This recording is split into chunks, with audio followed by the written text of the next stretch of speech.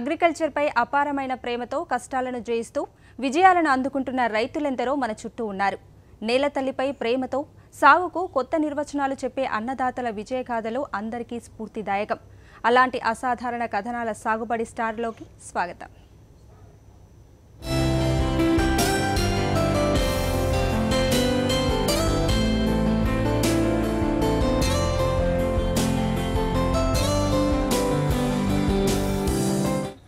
ఆయన దేశ విదేశాలు తిరిగారు. వ్యక్తిగత జీవితంలో ఎన్నెన్నో అనుభవాలు సంపాదించారు. రకరకాల రంగాల లోతుపాతుల్ని దగ్గరగా గమనించారు.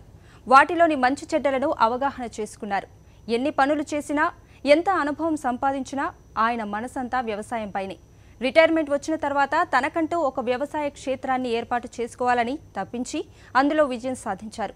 భార్య సాయంతో సమగ్ర వ్యవసాయాన్ని చేపట్టిన గారపాటి పూర్ణచంద్రరావు సాగు సంగతులే ఈనాటి సాగుబడి స్టార్ రైతు కెమికల్ ఫెర్టిలైజర్స్ పెస్టిసైడ్స్ వాడి ఎక్కువ ప్రొడక్షన్ తీసుకుంటమే కాకుండా పర్యావరణం గురించి, భూమి ఇంప్రూవ్మెంట్ గురించి, భూమిని రీఎనర్జైజ్ గురించి తప్పకుండా ఎక్కువగా ఆలోచించాలి.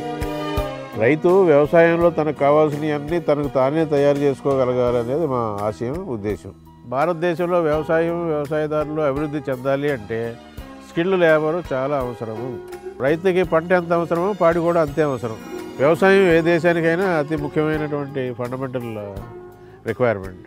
సో ఈనాటి పరిస్థితుల్లో పర్యావరణానికి చాలా రకాల నష్టం జరుగుతుంది. ఇండస్ట్రీ వల్ల కానివ్వండి, అర్బనైజేషన్ వల్ల కానివ్వండి, సోషల్ మైగ్రేషన్స్ వల్ల కానివ్వండి నష్టాలు జరుగుతుంది. కాస్తో కోస్తో మంచి పర్యావరణానికి మంచి జరుగుతుంది అంటే అది రైతుల వల్లే.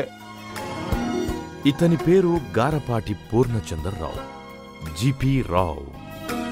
తెలుగు గడ్డపై పుట్టి దేశ ఆర్థిక రాజధాని ముంబైలో విస్తరించిన ఒక బ్రాండ్. కస్టమ్స్ డిపార్ట్మెంట్లో సిన్సియర్ అండ్ సెన్సేషనల్ ఆఫీసర్గా పేరు మోసి అవార్డులు, రివార్డులు అందుకున్న మోస్ట్ ఎఫిషియంట్. ఆంధ్ర ఎడ్యుకేషన్ సొసైటీకి వివిధ హోదాల్లో 25 ఏళ్ల పాటు సేవలందించిన డేరింగ్ అండ్ డైనమిక్. అంతఃపురంలో సర్వభోగాలు అనుభవిస్తున్న ఏదో తెలియని అసంతృప్తే సిద్ధార్థుణ్ణి బుద్ధుడిగా మార్చింది. వృత్తిలో ఉన్నత స్థాయిలో ఉన్న దేశాన్ని బానిస సంకెళ్ల నుంచి విముక్తి చేయాలన్న తపనే మోహన్ దాస్ కరమ్చంద్ గాంధీని మహాత్ముణ్ణి చేసింది. అందమైన కలలు కనే వయసులో సాటి మనుషులకు ఏదో చెయ్యాలన్న కాంక్షే ఆగ్నెస్ను మదర్ థెరెసాగా మార్చింది. ఏ కాలంలోనైనా విభిన్నంగా ఆలోచించిన వాడే చరిత్ర సృష్టించగలిగాడు. ఎక్కడైనా ఎప్పుడైనా కొత్త అడుగులు వేసినవాడే కొత్త దారులు నిర్మించగలిగాడు. అదే నేలలో పుట్టిన గారపాటి పూర్ణచంద్రరావు లౌకిక ప్రపంచపు విలువలను వదిలి తన జీవితానికి కొత్త బాటలు వేసుకున్నారు. జీవితాన్ని వైవిధ్యంగా మలుచుకునే ప్రయత్నం చేశారు. అడవుల మధ్యలో ఉన్న మారుమూల పల్లెలో తనను తాను వెదుక్కునే ప్రయత్నం చేశారు. ఏదో చెయ్యాలన్న ఆలోచనతో ఒకే ఒక్క క్షణంలో అన్నీ కాదనుకొని జన్మభూమికి తరలివచ్చి సేద్యాన్ని వేదంగా మలుచుకున్నారు. విలాస జీవితాన్ని వదిలిపెట్టి మట్టిపై మమకారం పెంచుకున్నారు. విశ్రాంతి తీసుకోవలసిన వయసులో ఉత్సాహంగా పనిచేస్తున్నారు. రైతు కుటుంబంలో జన్మించిన జిపి రావు 3 దశాబ్దాల పాటు సివిల్ సర్వీస్ ఉద్యోగిగా పనిచేశారు. ఆ తరువాత పదవీ విరమణ చేసి సేద్యం చేపట్టి దాన్నొక లాభసాటి వ్యాపకంగా మార్చివేశారు. పశ్చిమ గోదావరి జిల్లా మారుమూల బాపిరాజుగూడెంలోని తన క్షేత్రంలో కోకో, కొబ్బరి, నిమ్మ, వరితో సహా గేదెలు, ఆవులు, టర్కీ కోళ్ల పెంపకం, చందనపు మొక్కల పెంపకం, వర్మీ కంపోస్టు తయారీ, చేపల చెరువు మొదలైనవి చేపట్టి వ్యవసాయాన్ని ప్రాఫిట్ మేకింగ్ ఫ్యాషన్గా మలిచారు. రైతు కుటుంబంలో పుట్టాము, వీధి బడుల్లో చదువుకున్నాము. తర్వాత లైలా కాలేజీ విజయవాడలో చదువుకున్నాను. తర్వాత యూపీఎస్సీ ఎగ్జామ్స్ ద్వారా సెంట్రల్ గవర్నమెంట్ కస్టమ్స్ డిపార్ట్మెంట్లో ఎగ్జామినర్ గాను, అప్రైజర్ గాను, అసిస్టెంట్ కమిషనర్ గాను చేశాను. ఆ జాబుల్లో కూడా చాలా satisfying. It's a very great demanding and variety type of jobs. దాంట్లో చాలా సబ్జెక్ట్స్ హ్యాండిల్ చేసాం. టెక్స్టైల్స్, మెషినరీ, స్క్రాప్ అని, కెమికల్స్ అని ఎన్నో సబ్జెక్ట్స్ హ్యాండిల్ చేసాం. ఎంతో ఇది చేసాం. తర్వాత దానికి కూడా ఆల్ ఇండియా కస్టమ్స్ ఆఫీసర్స్ ఫెడరేషన్స్కి జనరల్ సెక్రటరీగా 16 ఏళ్ళు పనిచేశాను. హై లెవెల్ సర్కిల్స్లో మినిస్ట్రీలో తిరిగాను. చాలా కలీగ్స్కి చాలా బెనిఫిట్ చేశాను. These are all career highlights. Now we're 71, I'm 71 and she 69. అయితే పూర్తి ఫైనల్ రిటైర్మెంట్ తర్వాత అనగా వార్ధక్యంలో వ్యవసాయం చేయాలి అనేది మా ఇద్దరికి పెళ్ళైన రోజు నుంచి ఒక కోరిక. ఆ కోరిక ఇప్పుడు నెరవేరుతుంది. మేము రకరకాల వ్యవసాయాలు చేస్తున్నాము. వ్యవసాయంలో కూడా వాల్యూ యాడెడ్ ఐటమ్స్ చాలా చేస్తున్నాం. సేంద్రీయ వ్యవసాయం చేస్తున్నాము. తర్వాత కొద్ది కాలంలోనే ఈ డిస్ట్రిక్ట్లో ఉన్న ఫార్మర్స్, పెద్ద పెద్ద ఫార్మర్స్ అందరిలోనూ మాకు రికగ్నిషన్ వచ్చింది. మేము చేసే ఎక్స్పెరిమెంట్స్ చాలామంది ఫాలో అవుతున్నారు. వ్యవసాయం అనేది కేవలం పంటకు సంబంధించినది కాదు, పర్యావరణానికి సంబంధించినది కూడా అని విశ్వసించే జీపీ రావు సేంద్రియ వ్యవసాయం వైపు అడుగులు వేశారు. స్వంతంగా ఎరువులు తయారు చేసుకోవడానికి సుమారు 100 పశువులతో డైరీ ఫామ్ని ఏర్పాటు చేశారు. పశువుల వ్యర్థాలతో తయారు చేసిన వర్మీ కంపోస్టును కేవలం తన అవసరాలకే కాకుండా ఏటా 100 టన్నులు సమీప రైతులకు విక్రయిస్తున్నారు. డైరీ పెట్టిన తర్వాత మాకు పేడ ప్రొడక్షన్ చాలా వస్తూ ఉండేది. పేడని వాల్యూ యాడెడ్ ఐటమ్ కింద వర్మీ కంపోస్ట్ కింద మార్చాలనే ఉద్దేశంతో చూస్తే మాకు దగ్గరలోనే ఒక కపులు, ఒక వ్యవసాయం చేసుకునే కపులు, వాళ్ళు వర్మీ యూనిట్ స్టార్ట్ చేసి పేటనే లేక మూసేసే పరిస్థితిలో ఉన్నారు. ఉంటే వాళ్ళతో we got in to N agreement with them. మేము వాళ్ళకి పేడ ఇచ్చేటట్టు, వాళ్ళు వర్మీ తయారు చేసేటట్టు. వాళ్ళు ఫస్ట్ ఇయర్ 120 టన్నులు, తర్వాత 100 టన్నులు, తర్వాత మళ్ళీ 120 టన్నులు, సంవత్సరానికి యావరేజ్ 100 టన్స్ మేము ఇచ్చే పేడతో వర్మీ తయారు చేస్తారు. 8 years ఎగో లేని ప్యాటర్నేజ్ ఇప్పుడు వర్మీకి చాలా ప్యాటర్నేజ్ పెరిగింది. ఎస్పెషల్లీ కొన్ని క్రాప్స్కి వర్మీ బాగా వాడుతున్నారు. ఇప్పుడు మా దగ్గర యాక్చువల్గా కస్టమర్స్ వెయిటింగ్ లిస్టు. ఎందుకంటే ఇది డైరెక్ట్గా డైరీ గోబర్లోంచి తయారు చేస్తుంది. దాని తర్వాత మేము దాంట్లో జీవామృతం కూడా పోస్తాం కాబట్టి దానికి చాలా డిమాండ్.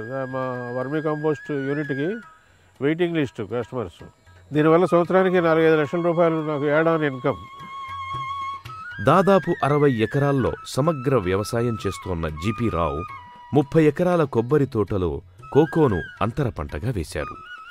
జీవామృతంతో పాటు చిన్న చిన్న జాగ్రత్తలు తీసుకోవడంతో కోకో పంటలో అద్భుతాలు సాధిస్తున్నారు. కోకోవా చాలా ఇంట్రెస్టింగ్ క్రాప్. ఇది మొట్టమొదట నార్త్ అమెరికాలో అమెజాన్ అడవుల్లో ఈక్వేటర్కి పై భాగంలోనూ ఈక్వేటర్ కింద భాగంలోనూ ఉండేది. అక్కడి నుంచి ఆఫ్రికాకు వచ్చింది ఈ పంట. ఆఫ్రికాలో ఐవరీ కోస్టు, ఘనా, నైజీరియా ఈ మేజర్ ప్రొడ్యూసర్స్. ఇండియాలో వరల్డ్ క్రాప్లో, కోకో వరల్డ్ క్రాప్లో ఇండియా పార్టిసిపేషన్ 6% మాత్రమే. మన ఇండియాలో లాస్ట్ ఇయర్ 7 lakh tons ప్రొడ్యూస్ చేసాం. ఈ పంట హ్యూమిడిటీ ఎక్కువ కావాలి కాబట్టి ఈక్వేటర్కి కొంచెం మనం దూరంగా ఉన్నా కూడా మన ఈ west Godavari, east Godavari, Krishna districts, తర్వాత ఇండియాలో కేరళలోను ఆ క్లైమేట్ వాతావరణంలో ఉండటంలో ఇది పెరుగుతుంది.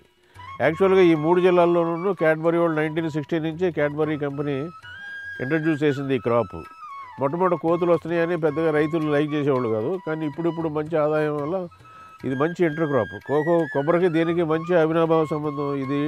ఈ cocoa requires humidity. In addition to humidity దీనికి ఫిల్టర్డ్ సన్లైట్ కావాలి. Filtered sunlight is possible only through coconut leaves. లేకపోతే హైదరాబాదు వాతావరణంలో, హైదరాబాద్లో లక్షల ఎకరాలు వాళ్ళందరూ కోకో వేసేసి ఎకరానికి 50,000, 60,000 గుద్దేవాళ్ళు బారేస్తారు ఇన్కమ్. అట్లా ఇది ఎక్కడ పండదు, ఇది ఇక్కడే పండుతుంది. అది దీని స్పెషాలిటీ. ఇది మొత్తం 22 ఎకరాలు తోట అండి. ఇది దీంట్లో 16 ఎకరాలు కొబ్బరి వేసాము, ఒక 8 ఎకరాలు పశుగ్రాసాలు వేసాము. 16 ఎకరాల కొబ్బరిలోనూ ఇది అంతర పంట అనమాట కోకో. ఇది కూడా ఈ చెట్లు వేసి సుమారుగా 12 సంవత్సరాలు అయింది. కొబ్బరి చెట్లు అయితే 25 సంవత్సరాలు. కోకో వల్ల లాభం ఏంటంటే చెట్టుకి 3 కిలోలు సుమారుగా పంట వస్తుంది. దాని ధర కిలో 140 నుంచి 160 దాకా ఉంటుంది. అనగా చెట్టుకు ఒక 500 రూపాయలు ఆదాయం వస్తుంది. ఖర్చు ఒక 200 ఉంటుంది పర్ ప్లాంట్. ఇది రైతులకి గత 3-4 సంవత్సరాలుగా చాలా లాభదాయకంగా ఉంది. జీవామృతం పంచగవ్యతో సత్ఫలితాలు సాధిస్తూ అనేక మంది రైతులకు ఆదర్శప్రాయంగా నిలిచారు.